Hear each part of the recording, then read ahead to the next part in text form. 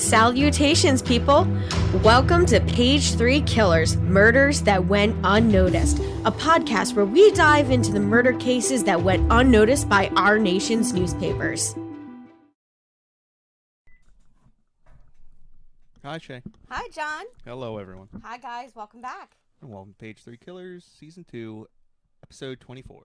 Yes, we are on Episode 24. Next week will be 25, and will put us halfway through our second season. Exciting. And this week we got a case coming out of the 60s, or 1960. So this guy was active in Los Angeles between 59 and 60. So, yeah. You guys are going to find it very interesting. And no, it's not like the clown mask killer where there was no clown mask involved. This is the bouncing ball killer. Yeah. How do you kill someone with a bouncing ball? Well, it was that several people spotted somebody leaving crime scenes bouncing a basketball. And they call it a bouncing ball? Yeah. Not the basketball killer? Yeah. Well, I'm assuming that it was a rubber ball, was what they said. So it could have been like a... maybe a little ball, I don't know. Like the red... And then okay, Dodgeball, dodgeball, so dodgeball. I just read an article that talked about certain type of serial killer, and this kid that grew up in this time period basically told a horror story that his friends had told him, and it was about a killer that bounces a basketball and lures kids out of their homes and then kills them when they go out to play basketball with him. And he sort of alluded that it was Piper this guy. Basketball players? Yeah, and sort of alluded to it being like this case. But yeah, you guys are gonna see this guy does not target children. He targets older women. So when we get into it, there's several cases, and a couple of suspects, but basically nobody has ever been convicted of all of these crimes. So one of them has been closed. The other 6 are still open. They're not closed. They're not solved. So this is an unsolved case. All right, now before we go into our news portion, we want to give a huge shout out to our patrons on Patreon. Thank you guys for donating to support the podcast on Patreon. And that would be Ralunk, Stacey Fragale, and Chelsea Hargrett. Thank you guys so much for donating on Patreon. We appreciate your support. Now, if you guys out there want to support the podcast, help us make it a little bit better, you can always leave comments, like, share, subscribe. And that stuff is free. But if you guys want to help us out monetarily, you guys can hit us up on Patreon. And, yeah. The link will be in the bio. Indubitably. John fiddling around with the knobs. Somebody started messing with them. Yeah, I'm thinking it was Allie. Probably. Yeah. So, for our news, we're going to do 1959, because that's when all the bulk of it is occurring, is 1959. So we got some news out of 1959 that are kind of interesting. So on January 3rd, Alaska is admitted as our 49th state. It seems like it should be that's very recent. I know. And Hawaii is maybe a couple years after that, or a year after that. I thought it was in the same year. Yeah, no, because they're 2 separate years. Because Alaska was added the flag debuts in Philadelphia, and then the following year they literally debuted the new flag with the 50. I want to see a 49-star flag. I've never seen one. Yeah.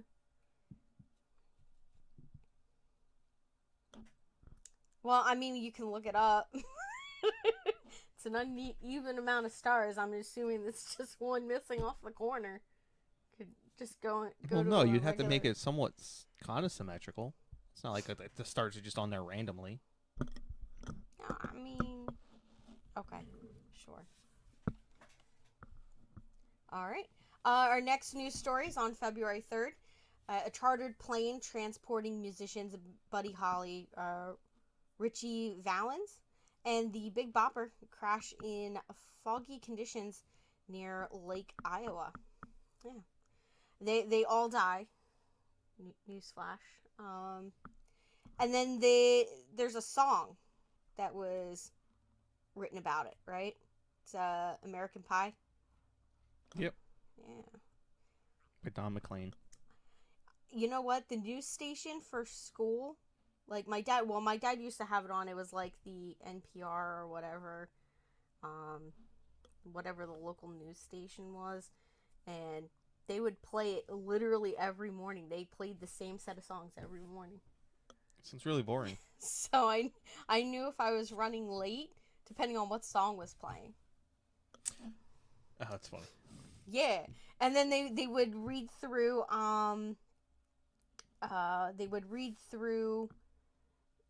like the meal thing for school, like what each school district school was having for their lunches that day.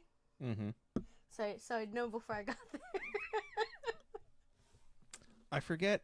There was someone who famously didn't take the plane. Oh my gosh! And really? I can't remember who. I don't know if it was Johnny Cash or someone, but someone famously lost a coin flip and didn't take the plane. I'll have to look that up. Yeah, I didn't read that when I was going through that. Yeah, because it was just like a little plane, and there was only 3 spots, and there was 4 guys who needed to get to wherever they were going. Ah, okay. And someone lost out and had to take either the train or a car or something, and then the plane crashes. So it was weird. I feel like Frank Sinatra or something. No, Frank Sinatra would not have been in the. Yeah, no. Who? Oh my gosh! And this is the one time you don't have your phone on you. I know, okay. right? Yeah. All right. So we're just gonna move on before we start. If anybody knows the answer to that, please put it down in the comments. So June 9th, we have the USS George Washington is launched, and it is the first submarine to carry a ballistic missile. Or ballistic missiles. Multiple. Yeah. I did not. It's really funny because the George Washington is not a submarine anymore. Yeah. Really? Yeah, it's an aircraft carrier. Ah.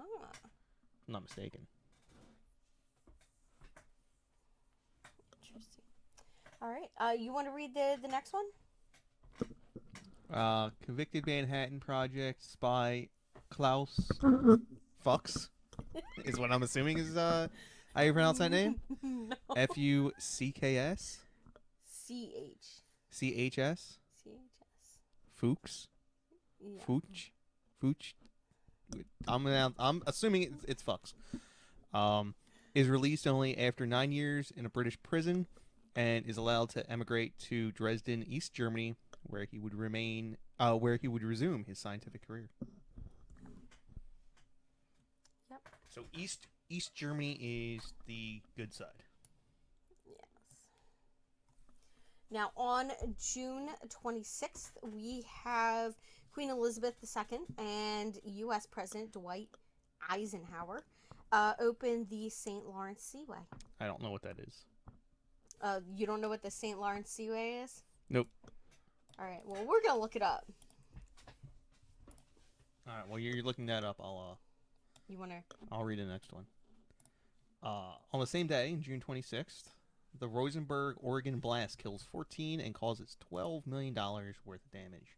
I don't know what that is either. There's no explanation. All right, and then on October 21st in New York City, the Solomon G. Guggenheim Museum, designed by Frank Lloyd Wright, opens to the public. Yeah, and that's a kind of a big deal for me. I have never actually been to the Guggenheim, though. And I want to go. It's an art museum? It's an art museum, yes. And it was designed by Frank Lloyd Wright. So my boss and my coworkers are super into Frank Lloyd Wright. Being architects, they love his stuff. You could sit them down with a book and they would just discuss the entire thing, like cover to cover. Right? Now, for everyone out there, the St. Lawrence Seaway is a system of locks and canals and channels in Canada and the United States that permits ocean-going vessels to travel from the Atlantic Ocean to the Great Lakes of North America, as far inland as Duluth, Minnesota. That wasn't already a thing? No. I mean, they had to be, it was for larger vessels, so I'm assuming gotcha. it's like the lock system like they have down in, oh my gosh, Panama Canal. Oh, okay. Yeah.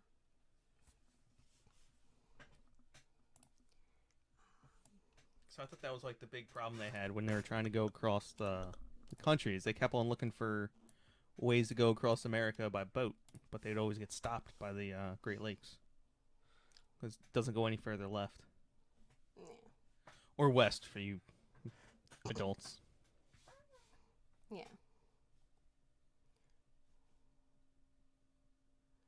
Okay. And the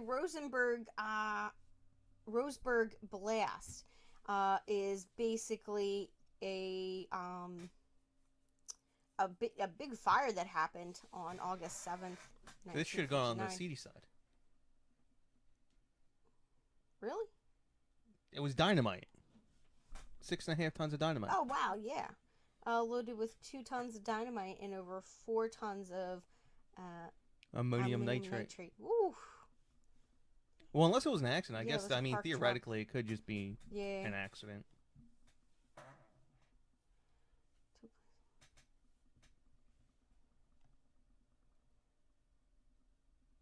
Yeah, it was like a delivery truck.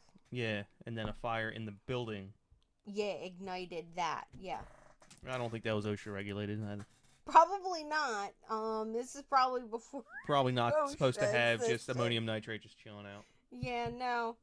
All right. So for our seedy side, there's obviously only one big, huge case that was like the talk of the nation, which would be the murder of the Coulter family in Holcomb, Kansas.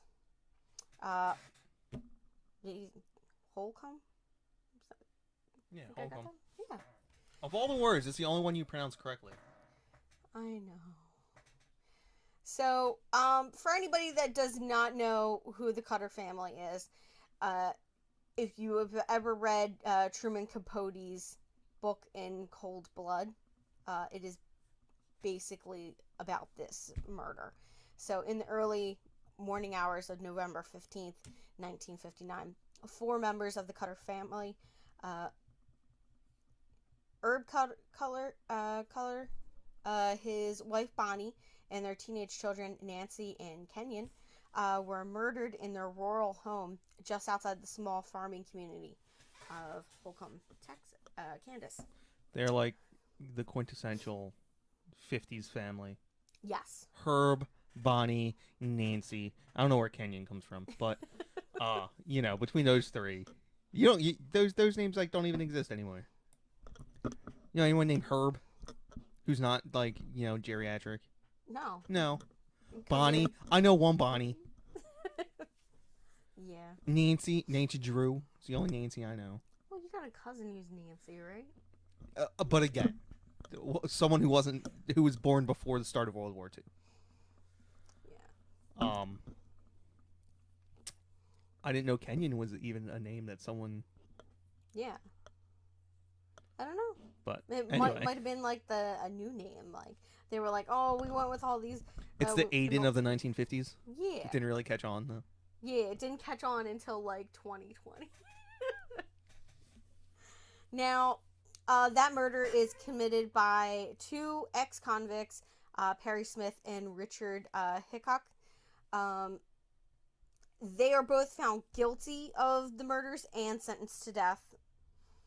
And they were executed in Kansas on the same day, April 14th, 1965. Wait, tax day? They literally killed them on tax day? I guess so. That's what I think it says. that's tax day. Yeah.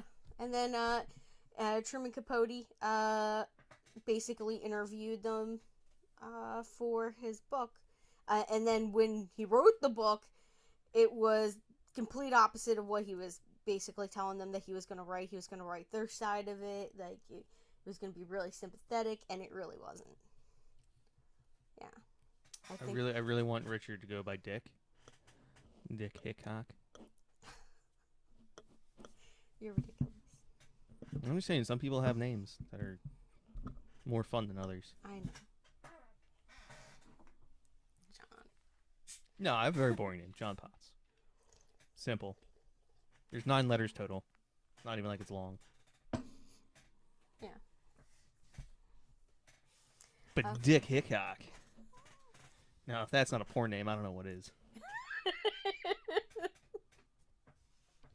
Oh, goodness. Now we're talking porn names. Let's get back to talking about murders, okay?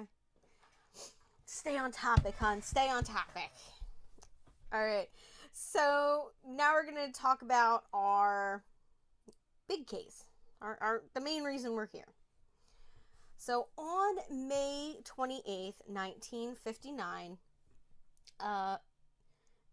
starts off the murders attributed to the bouncing ball killer start to occur. All right. So we're going to start off with 57-year-old Ruth Gawin, who was attacked on her way home from work. So her attacker brutally beat her and then dragged her into a parking lot and raped her. Now, witnesses tried to intervene, but the man fled.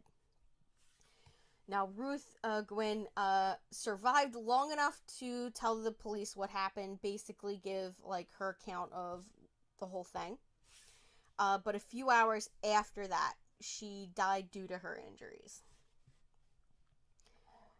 Now, Ruth, I mean, this really sucks, but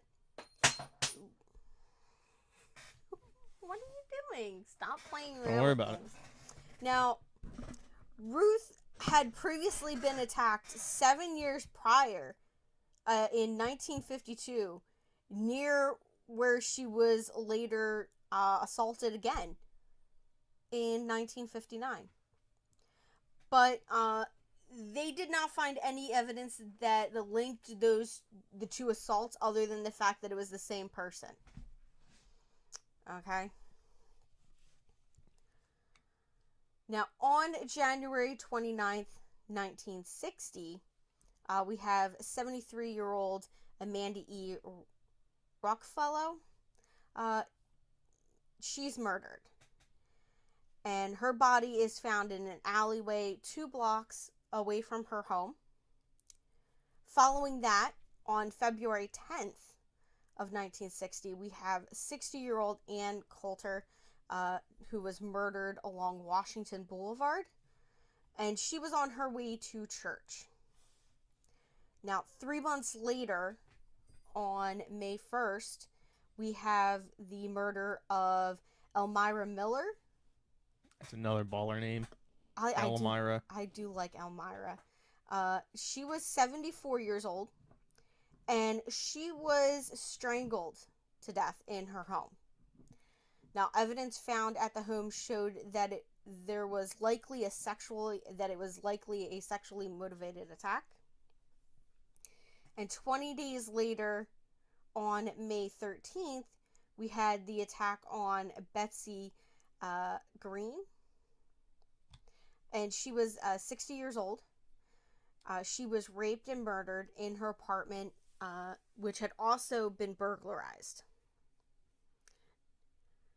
Following that, on June 20th, we had the attack on 83-year-old Grace A. Moore, who was murdered in her home as well. And 6 days later, on June 26th, we have the attack of 72-year-old Mercedes Langeron. She was raped and strangled to death with a bedsheet in her home. Now, this time, though, we have a witness. Now, Mercedes was found by her roommate, which was 62-year-old Adele Williams. Adelaide Williams, sorry. Now, Williams told the police that she had seen a man leaving the apartment as she was entering. Now, the man, who she described as approximately 6 feet tall, African American, was bouncing a rubber ball as he left. Now, she said that when the suspect saw her, he remained completely calm and just continued to bounce his ball as he left. She also described him as wearing, like, Ivy League clothing. So my guess is, like, he was just kind of spiffy. Well, it's 1960. Where is this taking place? Los Angeles. Los Angeles. All right, so maybe not so much in Los Angeles. But 1960, an African-American man walking out of a building known to be habitated by elderly white women might have stood out a bit. Well, I'm not even sure if all of the women were white. Well, I'm not saying they were, but yeah, that's a good point. You know, I just kind of made that assumption. You're right. Yeah.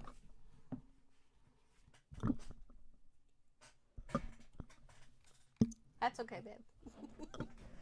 We'll forgive you. Yeah, so he was wearing Ivy League clothing, which to me, when I hear Ivy League, so I'm thinking like a members only jacket or like a blazer, with like a collared shirt, no tie, like carrying a whiskey, like I don't know. So when I think of Ivy League clothing, I always think of like a blazer jacket and like slacks. Yeah, that's how I would think of it. You know? Now, the murders were quickly grouped together based off of Adelaide Williams' description. A composite sketch was made and released by the police in June. Now, the newspapers and the media altogether nicknamed the killer the Rubber Ball Strangler and the more popular Bouncing Ball Killer. He also had a couple of other nicknames, such as the Bouncing Ball Slayer and the Bouncing Ball Strangler. Now, today, the killer has officially never been caught. Multiple suspects have been questioned and arrested. Some cases have a conviction, but many were ruled out. Now, when the police did not know was that the killer, what they suspect, okay, is that the killer most likely read the obituary section of the newspaper to get addresses of recently widowed women. And then he would case their neighborhoods and then break in. So, like, they had either just lost a spouse or something. Did they give, like, you see a very, like, close descriptions of where people used to live? Because, like, if you're just like, yeah, there's some dude died in Los Angeles, you're not just going to case Los Angeles for some random woman. You know what I mean? Yeah, no. Like, nowadays, if you read an obituary, it'll say, like, at best, maybe a section of a city. Yeah. Back then, I don't know. Be like, yeah, this guy lived at this. To be close to home. I mean, so you would normally pick your neighborhood funeral home, Okay? So there was probably one that was like pretty close to where you lived. That's the one that you called. And I mean, that would be listed in an obituary, and it's not much. It wouldn't take much to, you know, basically show up outside of the funeral home, follow somebody home. I mean, that's very different. I can get what the police are thinking, but well, I'm just curious. I don't know what obituaries were like back in the '60s. Maybe they were very specific. Yeah, I mean, this is like and they gave in a like day a and street. age when you would like put birth announcements in the newspaper, like wedding announcements, engagement announcements. Like that was how you disseminated information. Just to let people know. Yeah. So I could imagine that there being a lot of information in there. Like, they weren't necessarily all like, oh, yeah, let's not put our address out there. Like, nowadays, we know what kind of crazy's out there. And we're like, nah, let's not. Let's have an unlisted phone number, unlisted this, unlisted that. Back then, it's like, it was an innocent time. I remember that was a big deal. We were unlisted. Mm-hmm. Oh, yeah, having to do the sign up to be an unlisted phone number. Yeah. Yeah. So that's like when we were kids, we had a public phone and then we had a private phone. So public phone was because my mother was on the school board and all that. You guys are too bougie. So, yeah, well, what happens is somebody gets mad about, you know, some ruling that the school board made, and then they call up all the members and then tie up the phone for 2 hours. So we had to have 2 separate lines. My mom, well, we did pay for that out of pocket. No government agency paid for that. Because at the time my mom was on it, they weren't paid. They didn't get paid to be a school board. They pay them now? Yeah, they pay them now. Thank God we don't live in that school district. Yeah. So they knew that he wore Ivy League clothing. They questioned how he obtained that clothing. Was it something he purchased at a secondhand store? Did he get it through a job? So they were trying to run down those kind of leads. But I don't think anything really materialized in that. So now we're going to talk about some of the suspects. And these are specifically suspects that have been cleared. So these people were found not to be have any part in any of these. Okay, so our first one is Noble Harper, and he was a 38-year-old local man who was arrested at a local shopping market on July 3rd, 1960, after witnesses reported seeing him bouncing a rubber ball outside the building. I wonder how many times the cops got called on somebody just bouncing a ball out in public. Like, it's the black dude bouncing an nondescript ball. Yeah.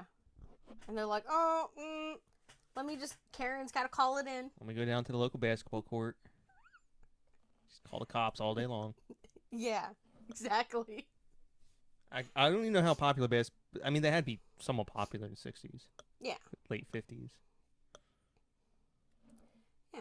So, I feel bad for this guy. He was just out bouncing a rubber ball, and they were like, oh, he's got to be it. They called the cops. He was also described as showing peculiar similarities with the sketch of the killer. Okay, sure. Now, despite this, the police found no evidence suggesting that he was the killer, and he was released and cleared the following day. So, yeah. Well, it's because all black people look alike. So that is such a racist comment that's not even funny. And, I mean, this is 1960, so you gotta wonder how much of it is racially motivated. I'm guessing a lot. Although Los Yeah. Angeles might not be the hotbed of racism in America at the time. Yeah, that's true. It was still there. It was just, Yeah, but we're not talking Jim Crow South at that point. Yeah. So Ray Williams is our next suspect. Now, he was a bricklayer, and he was arrested on July 10th, 1960. Now, he was arrested on suspicion of being the bouncy ball killer after police noticed similarities in his looks to the sketch of the killer. So my guess is that he was stopped for some reason, and the beat cop, whoever, thought he looked enough like the sketch to bring him in as a possible suspect.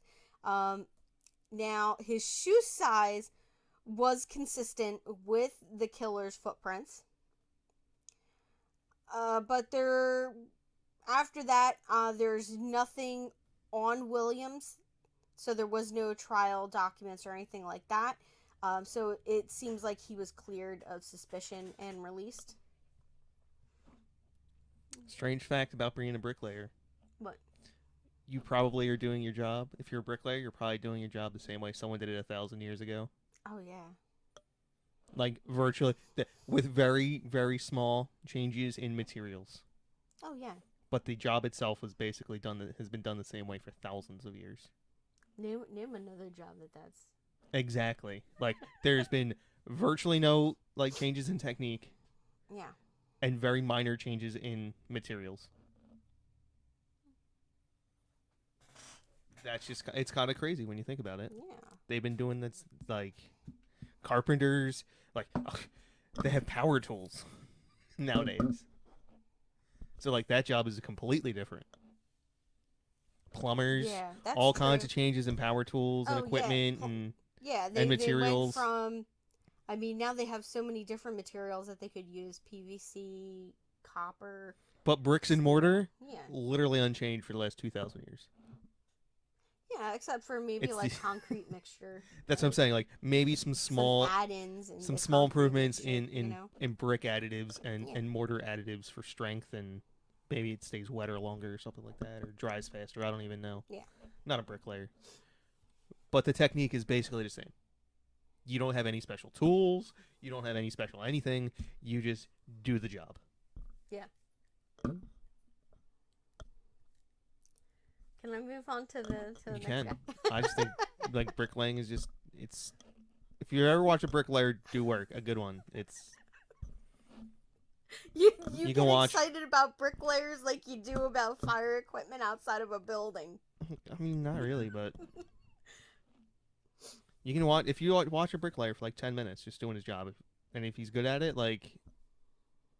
I don't know. It's just mesmerizing to watch. Yeah. Yeah. I get it. And then you think about it, and you're like, oh, if that guy was doing that exact same job 1,000 years ago, it would look exactly the same, except for his knee pads would be made of wood instead of plastic. Yeah. Wow.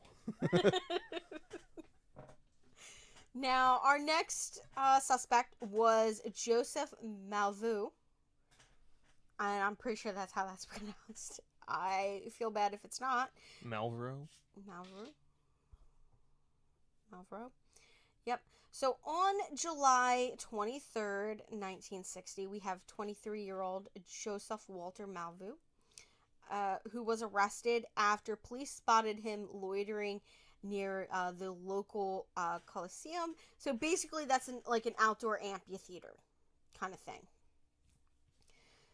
Now, while being booked, police noticed that he had some similarities in his facial features to the composite sketch for the bouncing ball killer. Now, during his interrogation, he told police that all of his friends had thought that he looked like the killer, but said that the rumor of it being him was a load of baloney. And that's in quotations. I just love that he said a load of baloney, which is amazing. Now, his shoe size was consistent with the killer, but besides that, police struggled to find any other evidence linking him to the murders. So he was released from police custody and cleared, basically. Yeah. Neat side fact. Okay, so I was just watching a series of like crimes gone viral, and there was one where this guy got arrested for these burglaries or robberies at like banks. For a series of robberies at the banks because he looked so much like the composite sketch that his mother turned him in, like from the video. She saw the video, and his mom and his girlfriend both called the cops, and they were like, "We think it's him. He looks like the killer. I mean the robber." Here it turned out it was a white guy wearing a Hollywood grade mask. It was snap. so crazy. And I think the cops felt really embarrassed after that. But yeah. Sorry for the little side note. I thought it was so interesting that happened. So our next guy, I mean, out of all of them, he might be a little bit more believable as the killer, but I don't think so. So we have Raymond W Clemons. Now, he was a 36-year-old African-American San Quentin parolee. He was also a door-to-door Bible salesman. Those two things go together perfectly. Yeah. Now, on July 12th, 1960, police responded to a call of a woman screaming near the City College campus. Now, when they arrived, they noticed a 35-year-old Raymond Ward, Raymond Ward Clements, getting into his car and stopped him for questioning. Now, nearby, the police found a body of a woman. She was identified as 19-year-old Tina T. Thorin. Now, Clemens was arrested and confessed to strangling Nina Thorin to death with her pink capris. Now, he had a criminal record and was charged with her murder. Now, at the time, he was on parole after serving 2 years in San Quentin prison for a hit and run in 1956. Now, to be fair, just because you're selling Bibles doesn't mean you necessarily, believe in it or going to follow true. it. Plus, his victim is 19, and that is a huge age difference to older women. So, I'm not sure if this is like him hitting like a target that like, he actually wanted versus something that was easier. I don't know, but I don't think his age preference fits with the bouncy ball killer. Now, according to his confession, he stated that he had offered Nina a ride home, and she presumably jokingly said to him, well, basically, as long as you're not the bouncy ball killer. Now, in response, he said, "Sure, I'm the bouncy ball killer. Look in the glove compartment. The ball is in there." So he went further and confessed to actually being the bouncy ball killer. So in response, the cops were like, "Okay, yeah, let's hook this guy up to a polygraph." Like I said, I don't believe in polygraphs. Whatever. Now, they concluded that he was not being truthful about being the bouncy ball killer. So yeah. He was basically put on trial for Nina's murder, and he was convicted and received a life sentence in prison. So, but he was never convicted on any of the other murders that he claims to have committed. Now, it is unknown what happened to him. It does show that he showed up among serving sentences in California penitentiaries, but it's possible that he could have been paroled by now. Now, on July 21st of 1982, the San Clarita Valley Signal reported the arrest of a man named Raymond W Clemons for kidnapping and rape. They're a little late on that story. Like, it happened 22 years before then. Like, how you just going to be like in 1982? Oh, yeah, back 22 years ago.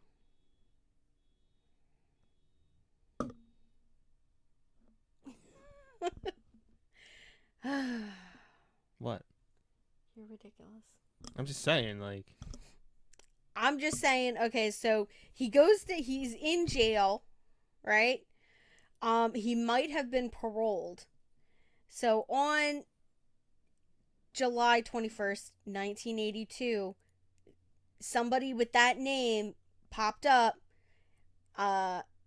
in arrest records for rape and kidnap, and it was around the same age that Raymond Ward Clemons would have been in 1982, which was 57 years old.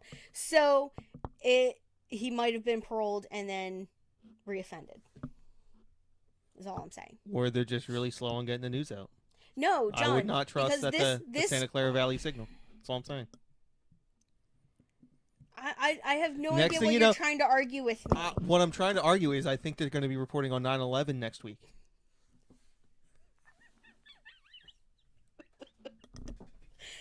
I have no idea what... I'm playing. I have no idea. I'm obviously playing. I'm like, I don't even know where to go with this. I have no idea what you're trying to argue. The way that sentence is stated, it's as if you could read that as if they were reporting on his previous rape and murder 22 years later. I don't think so. Oh, you definitely could. No, because it says if it said the Santa Clara Valley Signal reported that on July 21st, 1982, that would be different. But this just says, hey, on this date they reported something. Yeah, and my assumption would be that the crime happened on this date. I don't understand. Well, you know what happened? You know what they say about people who assume, right? You know what, John? You need to just stay in your lane. Let me do the show. All right, so here are some suspects that actually have not been cleared, okay? So, on the next thing we're going to talk about is a burglary at 422 East 6th Street. So, Miss Moody Hall, 48, and her granddaughter Mary Foster, 10, were attacked in her apartment by a man with a blunt object on August 18th, 1960. So it fits the same time frame. A neighbor named Floyd Harris, 45, was basically awoken due to sounds of the disturbance, and reported hearing noises of a rubber ball making contact with the floor. So I'm wondering if that's just like him being aware that there's a rubber ball killer going around and him making that up, or if he actually like heard him hearing a sound and misinterpreting it as a ball bouncing. Now, he said he gave chase to the intruder who fled. Now, both Foster and Hall were hospitalized for critical injuries that they sustained to their head and face area. They both ended up surviving, and they were, completely fine after that. Now, the attacker was believed to have been the bouncy ball killer, and as such, he was sought after, though police were unable to locate the suspect that Mr. Harris said he chased. Okay, so the next one is an attack by an unknown subject at 4907 South Hoover Street. Now, on September 1st of 1960, we have Alina Bensuin? Benson? Really? I don't think so. Now, she was 84 years old, and she was badly beaten during a home invasion. Now, she survived long enough for her to be taken to the hospital, where she reportedly gave a description of her attacker, and that description that she gave matched with the bouncy ball killer. On September 6th, she passed away from her injuries at the Hollywood Presbyterian Medical Center.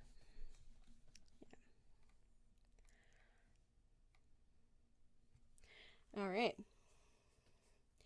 Now, this guy here is the only known person to ever be convicted of one of what was assumed to be the bouncy ball killer's murders.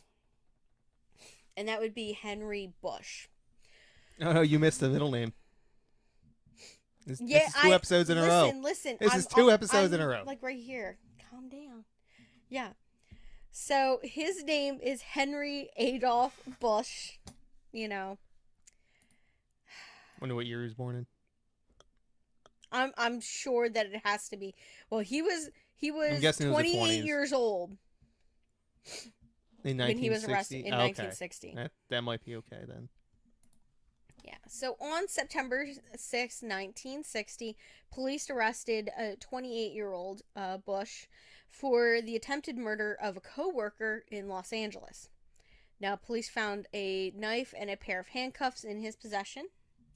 Now, he was being booked at the police station when he confessed to the murder of two women earlier that month. And that would be 72-year-old Shirley Paines? Yeah. On September 4th, and 53-year-old Margaret Briggs on September 5th. He also confessed to the murder of Elmira Miller. So that name that we like. Who was believed to have been murdered by the bouncing ball killer. Now, Bush stated his reasonings for the murders was that he had an irresistible urge to do so, though he would later say that he had been inspired after watching the movie Psycho. Yeah. This claim made headlines, local headlines, and even got the director of the film, Alfred Hitchcock, to respond, denying that his movie would inspire violence. He doesn't get to say that. He doesn't get to say that. He can't determine what inspires another person. Yeah. I don't know. I mean, for all we know, Bambi inspired, deer hunters. Yeah, I get it. Well, he doesn't want, we can't blame video games and movies for what people do, because we know psychologically that it's other issues that extend beyond, well, strangely enough, media. Video games are almost assuredly not responsible for increase in violence, but Exactly. movies have actually been shown to, well, I shouldn't say shown, but it is debated whether or not movies have inspired several mass murders, especially in the 70s and 80s. Okay, sure. So I'm not saying that there's an increase in violence as a result of them, but... You done? No, I'm not. Just because you asked me it that way. All right. Go ahead. Interrupt me one more time. Don't tell me what to do. I'll interrupt you whenever I want. Good luck. Have that on the back of your mind as you read the rest of the script. Okay.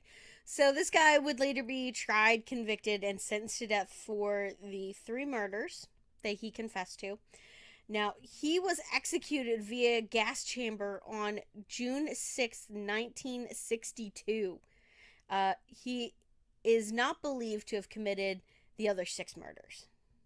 I don't know. He seems like he might have been pretty close. I mean, he did murder one of the victims that was suspected of being Apparently, there was a part lot of of it. people just So, bouncing balls around Los Angeles at this time. well, I would think so. You know, it's a pastime, you know. Now, our next person is Charles Goldstone. Now, on August 28th, 1961, the Long Beach police arrest 20-year-old Charles James Goldstone on charges of murder and in the rape and strangulation of a 81-year-old Dora Ann Cutting. After his arrest, he was also questioned in the disappearance of an 11-year-old girl, Karen Lynn Tompkins. Now, he was later cleared of suspicion in the 11-year-old's disappearance, you know. Now, Los Angeles police were made, basically weary of the arrest and sought to question him in the bouncing ball murders. Now, in the end, he was never definitively linked to any of the Los Angeles killings and was subsequently tried and convicted and sentenced to death for the murder of Dora Ann Cutting. Now, he was first scheduled to be executed on January of 1963. However, he was granted a stay of execution by Justice William Douglas. And on April of 1963, him and three other death row inmates, Don Franklin, John Malveux, and Joseph Rosto, was scheduled to be executed on May 3rd of that year. He later successfully appealed and got a new stay of execution. In 1972, the Supreme Court of California ruled that the death penalty was unconstitutional.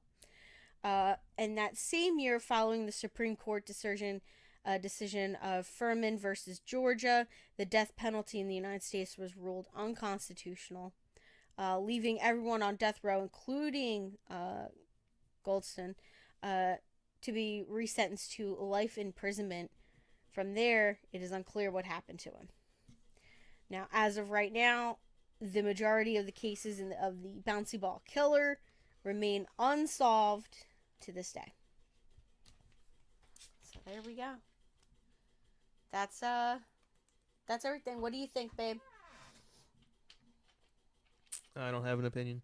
I'm just here for the facts. Yeah. Well, next episode, you're gonna have a lot of things to say, aren't you? No. Oh yeah. We're gonna be talking about the worst college fire in U.S. history. Well, I mean, okay. Yeah, I'm just gonna go with that for right now. I don't want to go too far and into the rabbit hole because that is gonna be next week's episode. Oh, there's still all kinds of conspiracy theories out there about this. I did not have any of the conspiracy theories written down, but why don't you can bring those up next week? Oh, well, that's because I have insider information. I'm not going to bring anything up. Oh, come on. You're not even a little I mean, I might mention something here and there, but yeah. Well, you know the conspiracy theories, right? So why don't you can give us the conspiracy theory next week? No, because it involves specific individuals. Okay. So I will not. All right. Okay. Whatever. All right, guys. So I hope you guys enjoyed this episode on the bouncing ball killer. If you guys have any information, make sure you let the authorities know. I always forget to say something for unsolved cases, at the end, reminding people to reach out to their if you're local in the police department in that if you're area. in the part of the Venn diagram that overlaps with people who listen to our podcast and people who know something about this case, report it to the police. Yes. All right. Thanks, guys. We'll see you back here next week. Bye. Bye.